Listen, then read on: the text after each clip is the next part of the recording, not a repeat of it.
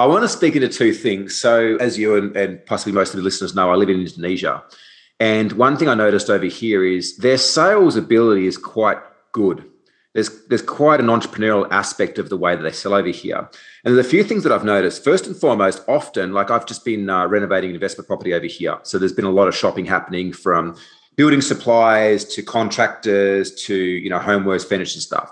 One thing I noticed, a lot of them, when you get a price, before you even ask, they say, oh, I've included a COVID discount, right? Now, whether they have or not, it straight away prevents or overcomes the objection of asking for a discount. Yeah. Because if they don't, it's like, oh, how about a COVID discount? Whereas if they've already included it, whether they have or not, it's like, you go, I could have a discount. They're like, well, no, it's already included. Yeah, it's already discounted. Right? That's number one. The second thing is around that is, you spoke about, framing and so forth. There is a special quality around someone who stands on their price.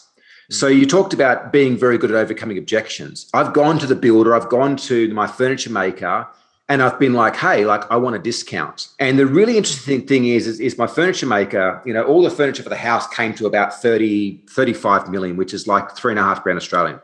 Pretty cheap to furnish a whole house with really good quality timber furniture. I asked for a discount. I was like, I want it for 30. And he's like, no, not possible. And I went back and forth. And in the end, he was willing to walk away from the job for $500K, which is the equivalent around $50. He was willing to walk away from a $3,500 sale for $50.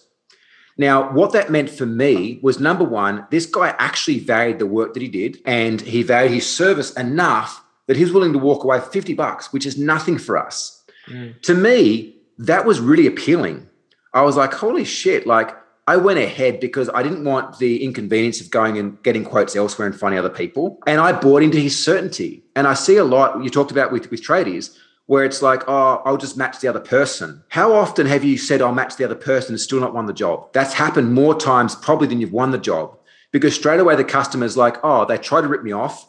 They try to overcharge me, right? There's a lack of certainty they're buying into. Whereas if you say, look, to be honest, maybe it's best you go with the other person because they are cheaper.